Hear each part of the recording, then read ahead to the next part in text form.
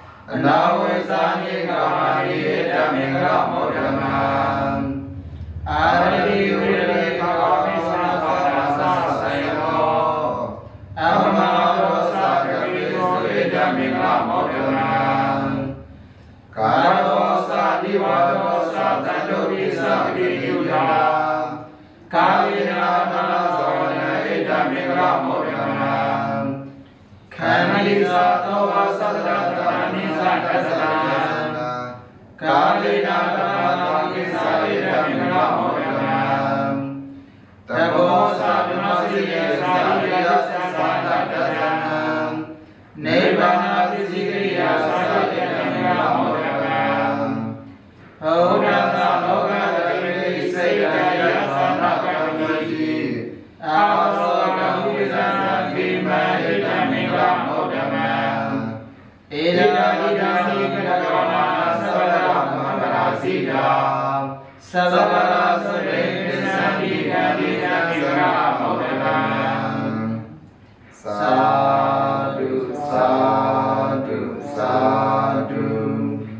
इसी क्रम में हम बौद्ध तथा पाली साहित्य पर विस्तृत चर्चा आगे बढ़ा रहे हैं, क्योंकि यह विषय बहुत ही विस्तृत है और हम इसे बहुत छोटे समय की सीमा में नहीं बांध सकते।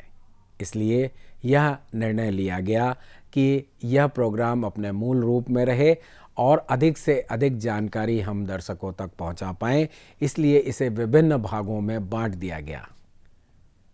तो अब आपके समक्ष हम इसका अगला भाग प्रस्तुत करने जा रहे हैं। कल आपने इसके चौथे भाग में हमारे विशेषज्ञ डॉक्टर नीलिमा जी से बहुत सी बातें जानी। आज हम बौद्ध तथा पाली साहित्य पर 5वां एपिसोड देने जा रहे हैं। तो आपको ले चलते हैं देहरादून, जहां प्रोफेसर डॉक्टर नीलिमा जी इस विषय पर आपको बहुत अच्छी जानकारी देंगी और वह मार्गदर्शित करेंगी। नमो बुद्धाय नीलिमा जी, आपका बहुत बहुत स्वागत है। जय हिंद, नमो बुद्धाय। आपका फिर से स्वागत है धम्मदीप इस कार्यक्रम में। इस कार्यक्रम में मैं डॉक्टर आर.पी. सिंह सर का बहुत बहुत साधुवाद देती हूँ उन्हें कि उन्होंने मुझे इस कार्यक्रम में बुलाया है तथा अपने विषय पर अपने विचार व्यक्त करने के लिए उन्होंने आमंत्रित किया। मैं बहुत बहुत साधुवाद देती हूँ।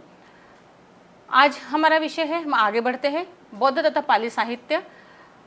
आज हम देखेंगे भाग 5 पाली तथा बौद्ध साहित्य में। आज का विषय है अंगुत्तर निकाय। हम आगे बढ़ेंगे क्योंकि हमने पिछले सप्ताह संयुक्त निकाय इस भाग को हमने कंप्लीट किया था। आज हमारा अंगुत्तर निकाय इस भाग है। अंग उत्तर, यह 2 अंगों से यह शब्द बना है। अंग यानी अंकोत्तर, जिसमें वृद्धि होती है, वह अंगुत्तर है। अंक अंकक 1 2 3 4 इस तरह से जो वृद्ध हो, जिसमें वृद्धि होती रहती है, ऐसा वग्ग या ऐसा भाग जो त्रिपिटक साहित्य के सुत्त पिटक का बहुत ही महत्वपूर्ण भाग है। इसमें अंगुत्तर निकाय, इस भाग में कुल मिलाकर 2308 सुत्त है और यह 11 निपातों में विभक्त किया गया है। निपात यानी भाग, जिसे कि हम पाली में कहते हैं, और 11 मतलब एकक निपात, दुक्क निपात, तिक्क निपात, चतुक्क निपात, पंचक निपात, छक्क निपात, सत्तक निपात, अट्ठक निपात, नवक निपात, दशक निपात और एकादशक निपात। इस तरह से 11 निपातों में यह 2308 वर्ग इसके जो है विभक्त है। आप समझ सकते हैं कि अंगुत्तर निकाय में इस तरह के वर्ग में विभाजित करके यह बड़ा गहन तरह से हमें दिखाई देता है।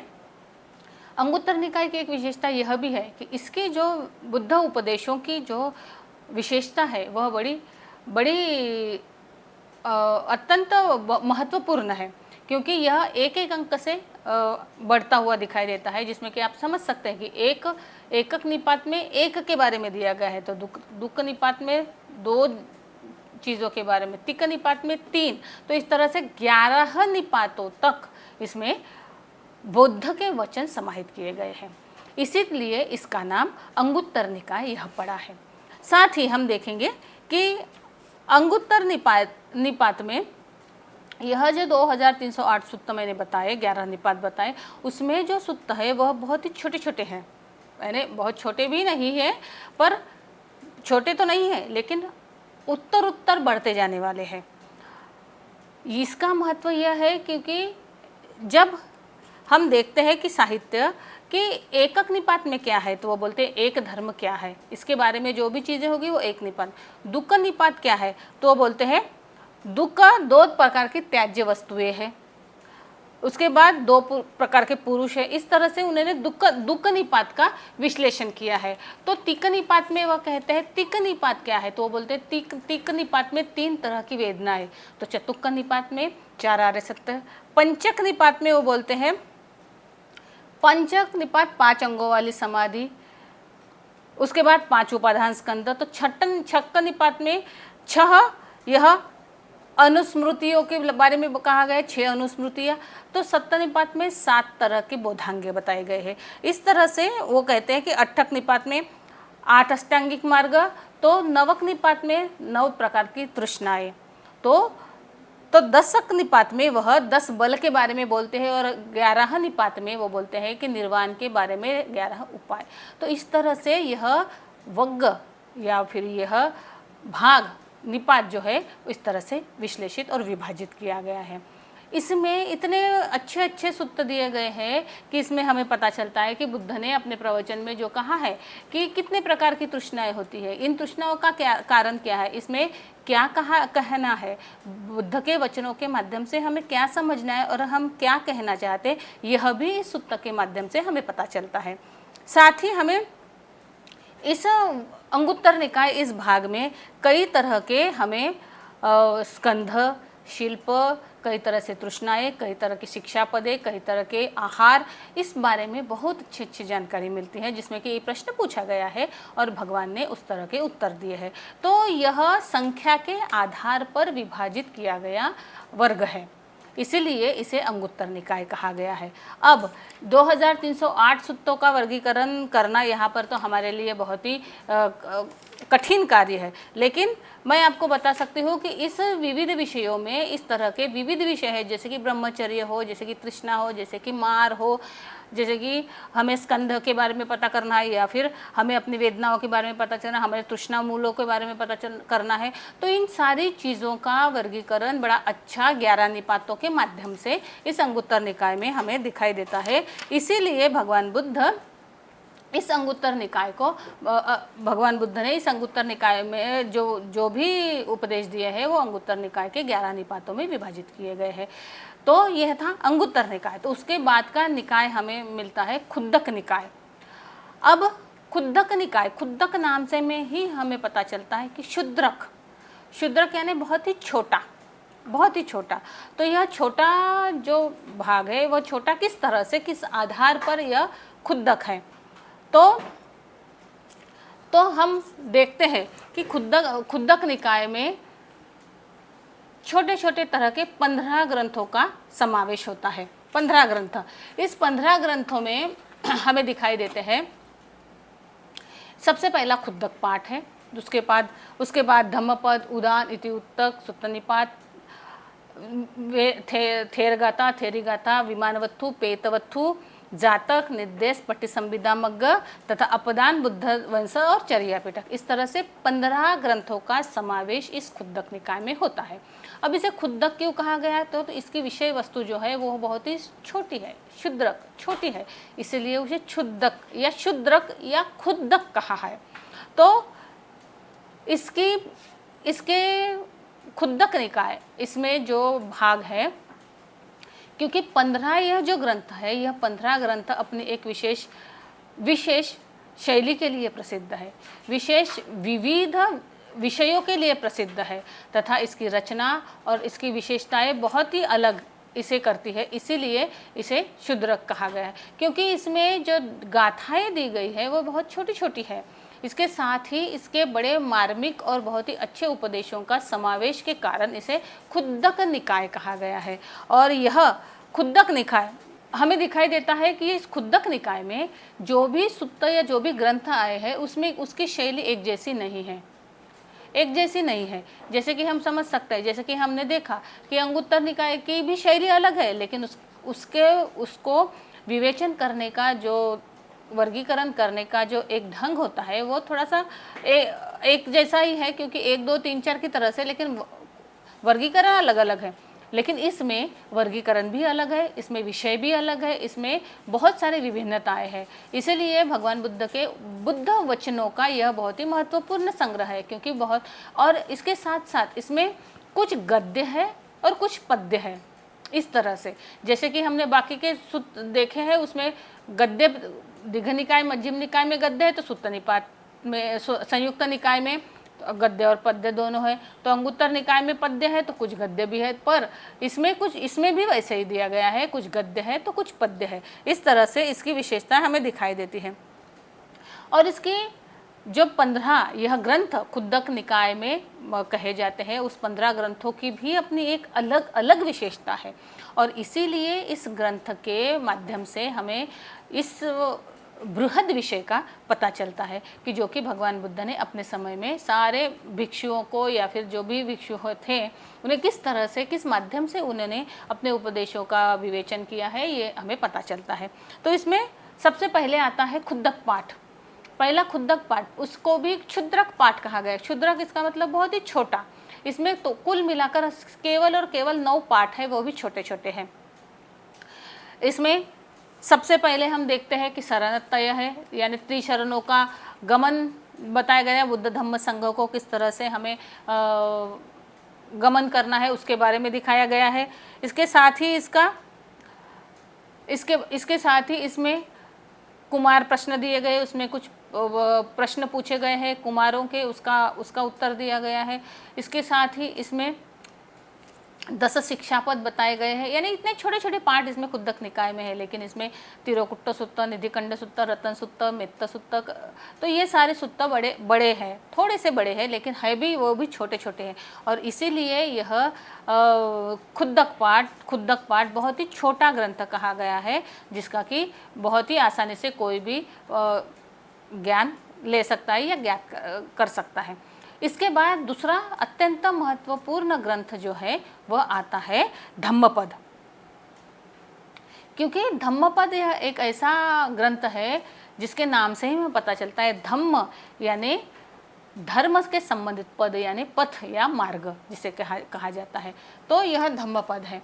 तो बौद्ध साहित्य में संभवतः सबसे बड़े ग्रंथों में यह एक माना जाता है धम्मपद, क्योंकि इसे हम लोग बौद्धों की गीता भी कह सकते हैं, जो कि बहुत ही महत्वपूर्ण है। इसके साथ ही हम देखेंगे कि श्रीलंका देश में जब तक किसी भी बौद्ध भिक्षु की, जब तक वह धम्मपद के पारायण नहीं करता है, तब तक उसकी उपसंपदा नहीं होती है। इतना महत्वपूर्ण यह ग्रंथ है, क्योंकि जैसे कि आप देख लीजिए बर्मा, कंबोडिया, लाओस, इसमें धम्मपद का कंठस्थ होना बहुत ज़रूरी माना जाता है। धम्मपद में कुल 26 वर्ग है और उसमें 423 गाथाएँ हैं। और यह धम्मपद अपने आप में एक अलौकिक ग्रंथ है। जैसे कि मैंने कहा कि इसे बौद्धों की गीता मानते हैं, तो इसलिए बौद्ध धम्म संबंधित पद का जहाँ पर विश्लेषण किया गया है वह है धम्मपद।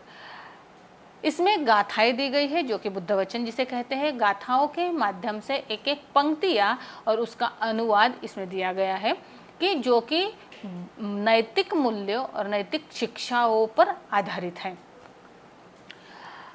जैसे कि हम देखते हैं कि कई ऐसे भगवान बुद्ध के समय में सारे सुत्त कंठस्थ किए जाते थे, और कई ऐसे भिक्षु थे जो कंठस्थ करते थे। लेकिन कंठस्थ यह उस समय की परंपरा थी, लेकिन तब भी और आज भी विविध देशों में कंठस्थ की परंपरा को जीवित रखा हुआ है। और कंठस्थ के माध्यम से यह धम्मपद आज कई विश्व में के कई राष्ट्रों में बौद्ध भिक्षुओं के लिए ज़रूरी माना गया है। और इसके साथ ही यह धम्मपद में इस धम्मपद में कई ऐसे अच्छे अच्छे वर्ग है, कई नहीं सारे वर्ग इतने अच्छे हैं कि इसका मूलभूत आधार ही यह है कि बुद्ध की नैतिक शिक्षाओं। पहला ही वग्ग अगर आप लेते हैं तो उसमें आपको देखा जाएगा कि उसमें यमक वग्ग दिया गया है। यमक वग्ग में कहा गया है कि इसमें जोड़ियाँ बताई गई है कि जोड़ियाँ कौन कौन सी जोड़ियाँ है और क्या जोड़ियाँ है। दो प्रकार की जोड़ियाँ बताई गई, अच्छी और बुरी। 2 प्रकार की वेदनाएं बताई गई है, बुरी और अच्छी। 2 प्रकार, यानी हर वस्तु यहाँ पर जोड़े के रूप में बताए। एक अगर उत्तर है तो उसका, एक अगर प्रश्न है तो उसका उत्तर भी है। तो इस तरह से जोड़ी के माध्यम से इस वग्ग को वहाँ पर कहा गया है। इतना ही नहीं, तो इसमें कहा गया है कि व्यक्ति ने अप्रमाद ना करे। व्यक्ति अगर प्रमाद करता है तो व्यक्ति कई ऐसी चीज़ों से दूर हो जाएगा। बुद्ध कहते हैं कि 1000 गाथाओं को सुनने से अच्छा है या बोलने से अच्छा है कि केवल अर्थयुक्त एक गाथा का ज्ञान व्यक्ति को हो। तो यह इस तरह की बातें वहाँ पर धम्मपद इस ग्रंथ में संकलित की गई है। साथ ही इसमें हम देखते हैं कि चित्त के बारे में बताया गया है चित्तवग्ग में कि चित्त किस तरह से होता है, चित्त का क्या कार्य है। चित्त में बुद्ध कहते हैं उसमें धम्मपद में कि अगर हमारे घर की छत अगर टूटी हो और घर की छत के माध्यम से अगर उसमें पानी का प्रवेश होता है तो वह ठीक है, लेकिन अगर हमारे चित्त के माध्यम से अगर कई ऐसी तृष्णाएं और कई ऐसे दुख है जो अगर हमारे मन के चित्त के माध्यम से अगर हमारे शरीर में प्रवेश करते हैं तो हमारे लिए बहुत ही वेदनादायक है। तो इस तरह की बातें भगवान बुद्ध ने धम्मपद इस ग्रंथ में कही गई है। इसके साथ ही वो कहते हैं कि पुष्पवग्ग में वो कहते हैं कि आप ऐसे फूलों का चुनाव करो कि जो हमेशा सुगंधित रहे। कहते हैं कि जो वायु होती है वह वायु हमेशा जिधर जाएगी फूलों का सुगंध भी उधर ही जाता है, किंतु अगर व्यक्ति सदाचारी है पर सदाचरण की खुशबू समाज के इसमें चारों तरफ जाती है, तो इस तरह से चारों तरफ जाने वाली शीलों का सुगंध सबसे अच्छा है, इस तरह से बुद्ध बताते हैं। तो शील पालन करने का वह एक बड़ा अच्छा मानस करते हैं। वह धम्मपद में कहते हैं धम्मं चरे सुचरितं नतं दुच्चरितं चरे धम्मचारी सुखं सेति अस्मि लोके परम च न तावता धम्मधरो यावता बहुभासति योचा पंपि सुत्वानं धम्मं कायेन पश्यति। वो कहते हैं कि केवल धर्म धारण करने से कुछ नहीं होता है, लेकिन जो इसे व्यवहार में लाता है, जो इस पर आचरण करता है, वही धर्मधर है, वही श्रेष्ठ है। तो इस तरह से भगवान बुद्ध अपने वचनों के माध्यम से धम्मपद में बड़ी अच्छी बातें कहते हैं कि हमेशा हमें अपने मन की तृष्णाओं को, रागों को हमें दूर करना चाहिए और इन रागों को किस तरह से नष्ट कर सकते हैं। कौन ऐसा शीलवान व्यक्ति है इस दुनिया में जो इस राग और द्वेष को नियंत्रित कर सके। इसलिए बोलते कि मन को नियंत्रित करना बड़ा कठिन है, चित्त कैसा है, चंचल है। इसीलिए इस मन में जितनी भी राग द्वेष आएगा, इसलिए वो बोलते हैं कि जिस तरह से हाथी होता है, इतना विशाल होता है, उसका पाँव भी ऐसे होता है जिसके पाँव में सारे के सारे जो भी चिन्ह आते हैं, उसी तरह से हमने भी उसी तरह से विशाल हाथी की तरह विशाल विचार भी रखे और विशाल विचारों के साथ विशालता की ओर बढ़े। हमारे मन को भी इतना विशाल करे कि उसमें सारे लोग समाहित हो जाएं, जैसे कि हाथी के पाँव में सारे चिन्ह समाहित हो जाते हैं। तो इस तरह से भगवान बुद्ध कहते हैं कि यह धम्मपद का महत्व बहुत ही बड़ा है और धम्मपद इस वाक्य से ही हमें पता चलता है कि यह केवल कहने के लिए नहीं है, तो यह आचरण के लिए है। और आचरण जब तक अच्छा रहेगा तब तक हमारा जीवन खुश, सुखी और अच्छा रहेगा। और जिस दिन हमारा आचरण बुरा होगा तो आचरण के माध्यम से हमारे कर्मों के फल हमें मिलेंगे। और इसीलिए भगवान बुद्ध ने धम्मपद के इस माध्यम से एक एक गाथाओं को बहुत ही अच्छी तरह से यहाँ पर प्रस्तुत किया है और बहुत अच्छी तरह से यहाँ पे बताया गया है। तो इसीलिए इस धम्मपद को हमें अपने जीवन में भी उतारना चाहिए और इस धम्मपद को हमारे जीवन में भी इसका आदर करना चाहिए। इस धम्मपद को हमें अपने जीवन में आचरण में लाना चाहिए। तो इस तरह से इस धम्मपद को हम देखते हैं। उसके बाद का ग्रंथ है उदान। उदान का अर्थ है भगवान बुद्ध के मुख से समय समय पर निकली हुई प्रीति वाक्य। ऊ और दान, इस तरह से ये शब्द बना है। तो उदान यानी भगवान बुद्ध के मुख से जो गाथाएं निकली वो अचानक से नहीं निकली है, क्योंकि भगवान बुद्ध ने जो बोला, जो कहा, वो तो सोच समझ कर कहा, किंतु अचानक से कभी भगवान बुद्ध ध्यानस्थ है और भगवान बुद्ध के मन में कुछ आता है और भगवान बुद्ध अनायास ही इस तरह से उद्धृत करते हैं अपनी वाणी से। तो उस उद्गारों का संकलन इस ग्रंथ में दिया गया है। उदानों में कहा गया है कि यह भगवान बुद्ध के विचारों का या फिर उद्गारों का या उसे प्रीति वाक्य भी कहे गए हैं, उस प्रीति वाक्य का एक संकलन, इसमें दिया गया है। तो उदान यह बहुत महत्वपूर्ण है क्योंकि इसमें टोटल 8 वर्ग है और इसमें 10-10 गाथाएं दी गई है। और इस उदान कथा में इतनी सारी उदान कथा यानी टोटल 80 गाथाएं इसमें दी गई है और इस 80 गाथाओं को 8 भागों में विभाजित किया गया है। तो ये चीज़ भी हमें देखनी पड़ेगी कि इन 8 भागों में इतने सुंदर सुंदर सुत्य हर इसमें दिए गए हैं। मुचलिंद वग्ग हो या बोधि वर्ग हो या चुंद वग्ग हो या नंद वग्ग हो, सोण वग्ग हो, जाचंद वग्ग हो, पाटलीय गामीय वग्ग हो, यानी इस तरह से विविध 8 भागों में इन सुत्तों को वहाँ पर विभाजित किया गया है।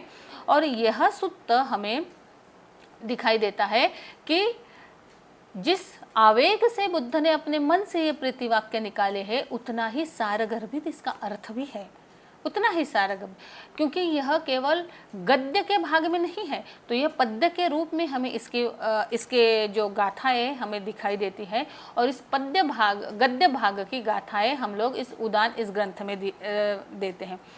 जब भगवान बुद्ध को प्रथम संबोधि प्राप्त हो गई तब उस प्रथम संबोधि के वक्त बोधि वृक्ष के नीचे जब भगवान बुद्ध ने अपना समय बिताया उसका वर्णन इसमें है। उसके बाद वह मुचलिंद नाग ने भगवान बुद्ध का किस तरह से अपने जीवन में उस भगवान बुद्ध का संरक्षण किया, इसके बारे में उसमें दिया गया है। तो यह चीज़ें बहुत ही सुंदर तरह से उसमें विभाजित की गई है। तो उसमें एक बहुत ही सुंदर सुत्त है, वग्ग है नंद वग्ग। इस नंद वग्ग में नंद की कथा भगवान बुद्ध ने यानी नंद के बारे में उसमें कथा दी गई है और भगवान बुद्ध ने इस सुत्त के माध्यम से बड़ा सुंदर उदान इसमें दिया गया है कि नंद जो रहता है कि अपनी जो पत्नी होती है उसके विचारों में खोया हुआ रहता है और इसीलिए उस नंद को जब भिक्षु संघ में आता है तब उसका मन चित्त कहीं पर भी नहीं लगता, उसको अपने घर की याद आती है। तब वह हमेशा सारे भिक्षुओं को कहता है कि मैं बेमन से यहाँ पर प्रवर्जित हुआ हूँ। तब भगवान बुद्ध उसे पूछते हैं इसका कारण क्या है, तब वह भगवान बुद्ध को बताता है कि भगवान मैं बेमन से इस संघ में प्रवर्जित हुआ हूँ, मुझे मेरी पत्नी की याद आ रही है, वह मेरी राह देख रही है। तो इस तरह से वो बोलता है तो भगवान बुद्ध उसे एक उपमा के माध्यम से बोल दिए या फिर इस तरह से बताते हैं कि मैं तुम्हें अगर तुम मन लगाकर ध्यान लगाओगे और मन लगाकर पढ़ोगे तो मैं तुम्हें तुम्हारी पत्नी से भी सुंदर कुछ अप्सराएं दूंगा। तो इस तरह से जब वो करता है तो ध्यान लगाकर पढ़ने लगता है, उसका मन लगता है, तब वह और एक दिन अरहत्व की प्राप्ति करता है। तो यह जब उसे पता चलता है तो वह भगवान बुद्ध को कहते हैं कि भगवान अभी मुझे आपके वचन की ज़रूरत नहीं है, मुझे किसी अप्सरा की ज़रूरत नहीं है, क्योंकि जीवन का जो सार था वो मैंने पा लिया है और इसीलिए वह सार आज मैं आपके साथ बता रहा हूँ। वह सार हमें वह सार के साथ ही वो वचन कहते हैं और भगवान बुद्ध के मुख से वो गाथाएं निकलती है। तो इस तरह से उदान में कहा गया है। और उदान में एक बहुत ही सुंदर वग्ग है जिसमें जाचंद वग्ग में बताया गया है कि 7 अंधों की कहानी, जो कि हमें कई जगह पे पता चलती है कि वह किस तरह से एक हाथी को स्पर्श करके किस तरह से धम्म कैसा है इसके बारे में वह बताते हैं कि धम्म हाथी की पूंछ जैसा है, धम्म हाथी के पाँव जैसा है, किसी की वो बोलते हैं धान्य की कोठी के जैसा है, कोई बोलता है ये झाड़ू की तरह है, कोई बोलता है ये सूप की तरह है। ऐसे विविध तरह से अंधे जब हाथी को टच करके बताते हैं, स्पर्श करके बताते हैं, तब हमें पता चलता है कि धम्म वो बताते हैं। तब पर भगवान बुद्ध बोलते हैं धम्म ऐसा नहीं है। तो धम्म ने जिस भाग को आपने छुआ है उसको आपको उसका स्वाद उसको मिला है, लेकिन धम्म यह विविध रूपों से सभी तरह से एक अलग तरह का उसका रस है और इस तरह से वह उसका वर्णन करते। तो इस तरह से जाचंद वग्ग में भी बड़ा अच्छा हमें संदेश मिलता है। इस तरह से भगवान बुद्ध ने इस उदान में बड़े अच्छे सारगर्भित उद्गार दिए गए हैं जिसका वर्णन इस उदान ग्रंथ में संकलित किया गया है और इसीलिए हमें सबने इस उदान ग्रंथ को पढ़ना भी चाहिए। तो समय के अभाव से हम यहाँ पर सारे ग्रंथों का वर्णन यहाँ पर नहीं करेंगे, तो हम लोग अगले भाग में फिर मिलेंगे। मैं यहाँ पर डॉक्टर आरपी सिंह का बहुत बहुत साधुवाद करती हूँ, उन्हें धन्यवाद देती हूँ कि उन्होंने मुझे विचार आमंत्रित करने के लिए यहाँ पर बुलाया है। तो हम फिर मिलेंगे अगले भाग में, तब तक के लिए मुझे आज्ञा दीजिए। नमो बुद्धाय, जय हिंद। डॉक्टर नीलिमा जी, आपका बहुत बहुत आभार। आपने बहुत ही अच्छा हमारा मार्गदर्शन हमारे दर्शकों का किया, और साथ ही हम इस बार के लिए भी आभारी हैं कि आपने अपना समय निकाला। तब तक मैं आरपी सिंह मेरठ स्टूडियो से और प्रोफेसर डॉक्टर नीलिमा जी देहरादून स्टूडियो से आपसे लेते हैं विदा। कल इसी समय आपके समक्ष फिर उपस्थित होंगे। नमो बुद्धाय। सुभारती कैंसर इंस्टीट्यूट, विश्व की अत्याधुनिक मशीन द्वारा कैंसर का हर तरह का इलाज, साथ ही MRI, cardiac CT scan, kidney, hip and joint transplant, hair transplant, endoscopy, laparoscopy, neurosurgery आदि सुविधा भी उपलब्ध हैं। 24 hours emergency, dialysis and diagnostic services. Subharti hospital, NH58 Meerut. Raj Bihari Bose, Subharti University, Dehradun. The road to your professional development starts here. Registration and admissions are open. For more info, dial 761-758-5561, 761-758-5566, or log into our website www.rbbsu.edu.in. Swami Vivekanand Subharti University, one of the leading universities of North India. 250 acres campus, 220 plus professional and vocational programs, 20,000 plus students. Give wings to your career with Swami Vivekanand Subharti University, Meerut, Delhi, NCR. नमो तस्सा भगवतो अरहतो